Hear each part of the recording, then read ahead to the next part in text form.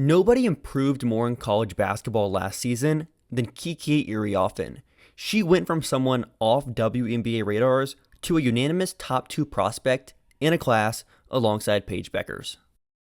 With this college scouting series, I want to start by running through a player's stat profile, then we'll get into their strengths and improvement areas, and finally finish off with my preseason scouting grade on them as prospects. To start, Kiki is what I would describe as a versatile big at 6'3" with a monstrous 6'8" wingspan.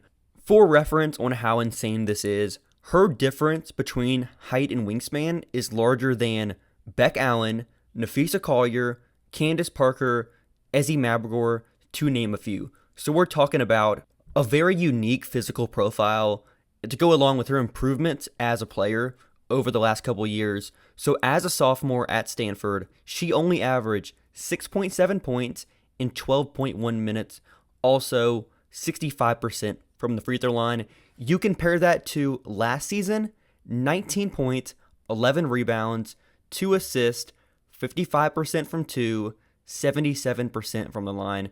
This is the type of growth that you'll see from someone's freshman year to their senior year. Like if you look at Nafisa Collier's freshman stat profile to her senior stat profile, this is rare stuff to happen over a 12-month period. The growth she made was massive at Stanford as a junior, now transferring to USC. Based on everything we've seen with her work ethic, I would only expect her to continue improving her game. But that takes me to her strengths currently as a prospect. It includes her driving ability, her post scoring, her help defense and switchability overall on the perimeter, and also her rebounding.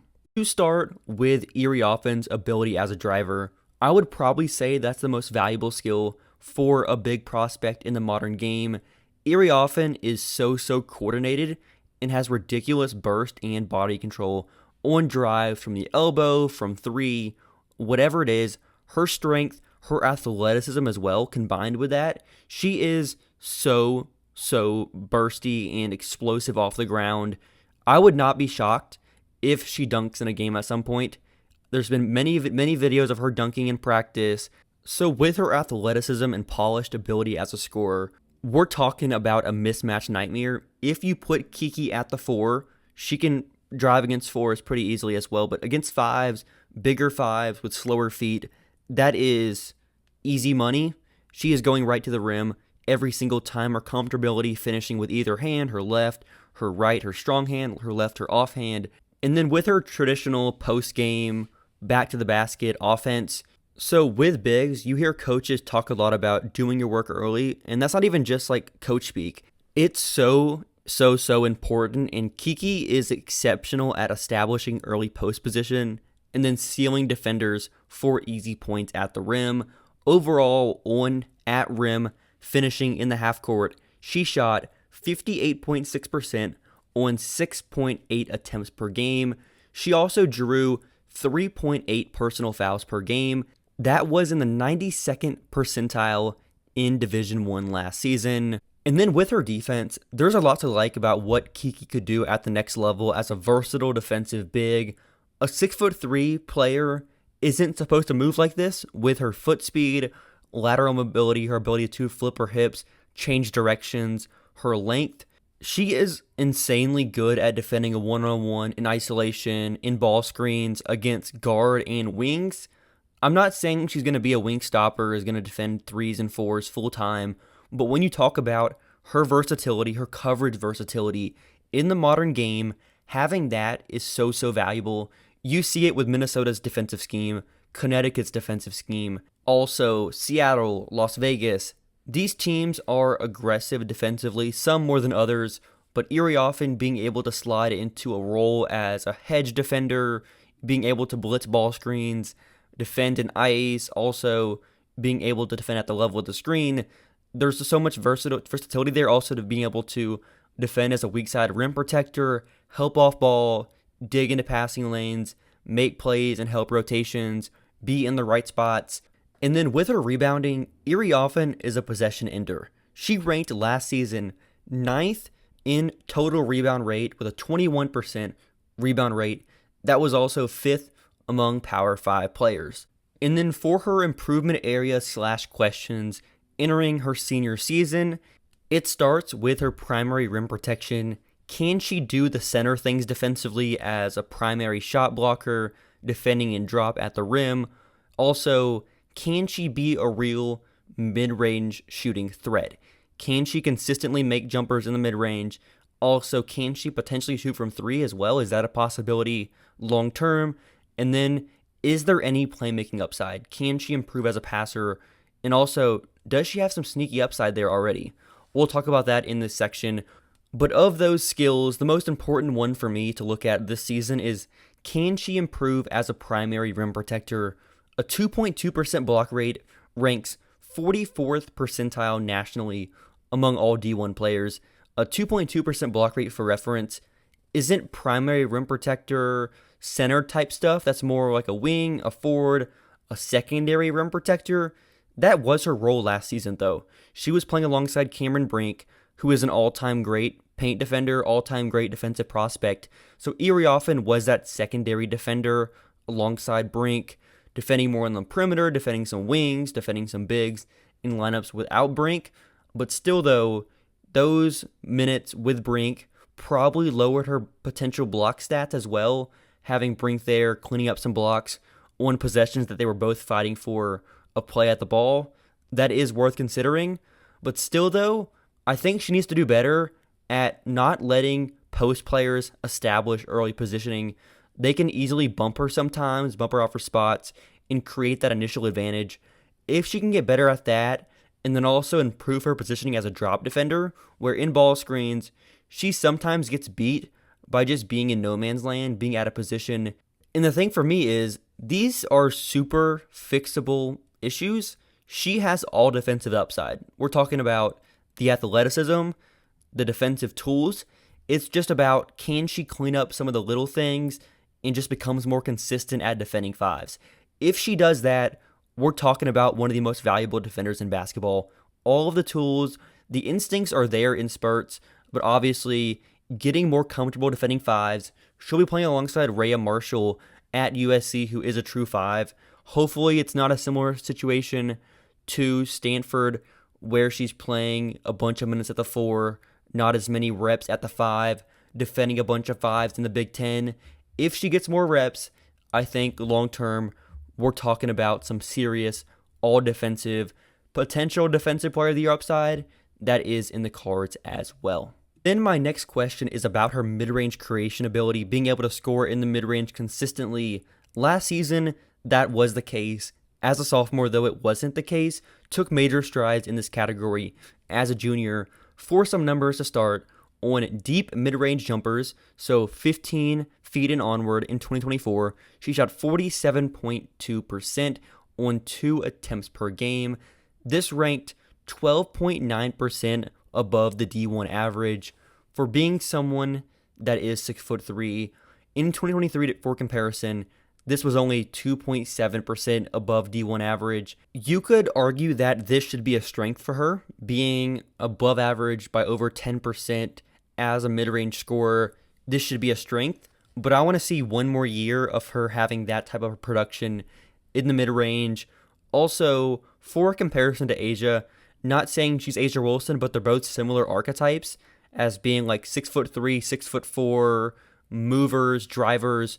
So with this archetype, you don't have to be a good three-point shooter. Obviously, if Kiki can make threes, that would be a boost. That would be a plus. It's like it's added points to your overall. But what separates the good bigs to the elite bigs is having counters. You can't sag off Asia.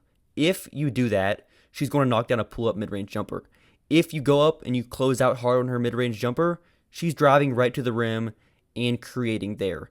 She can use her burst to drive and finish, also make jumpers in the mid-range as well. So if Kiki can have a similar counter as well, not saying she's going to be Asia, but if she can be like 60% of what Asia can do as a mid-range scorer, the counters are going to open up everything else even more.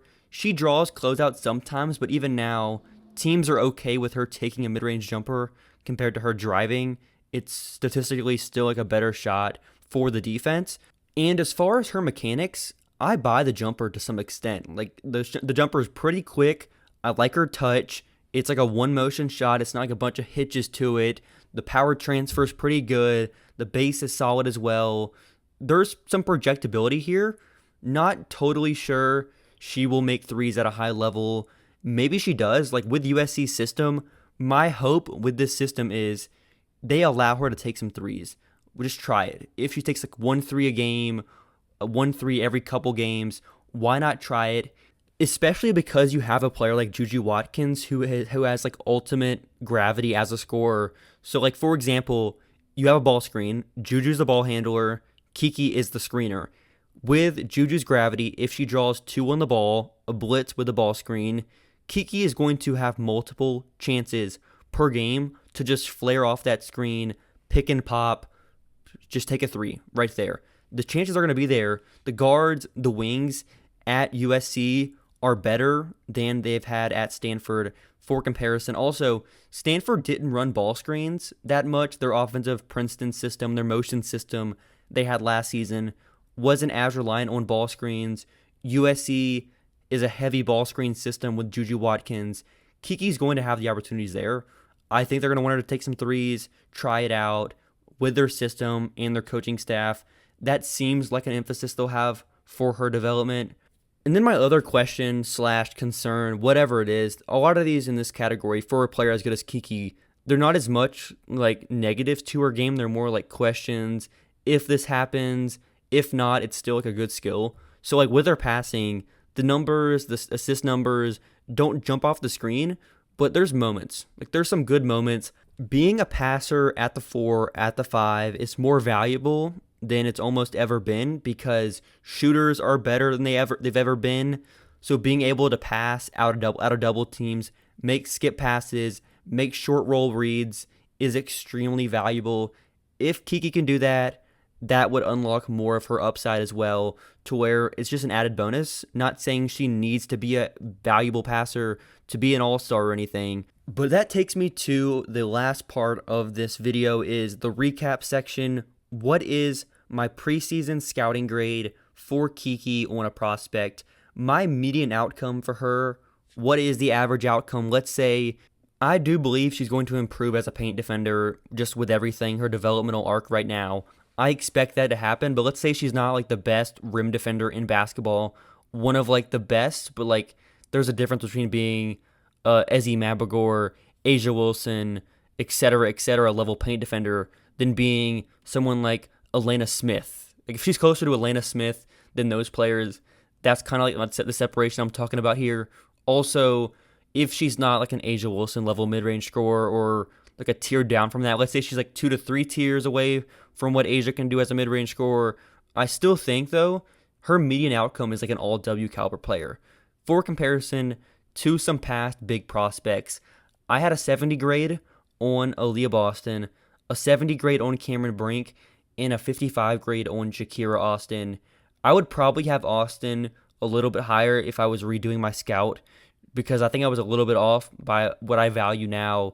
I think was different than what I valued then in prospects, just my evolution of scouting.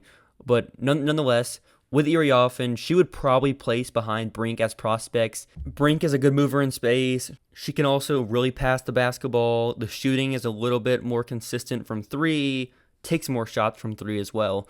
But the reason I would say Brink is a better prospect is that let's say Iriafen is just like a good, above average, 75, 80th percentile for WNBA standards rim protector, but Cameron Brink is like the best rim protector in basketball.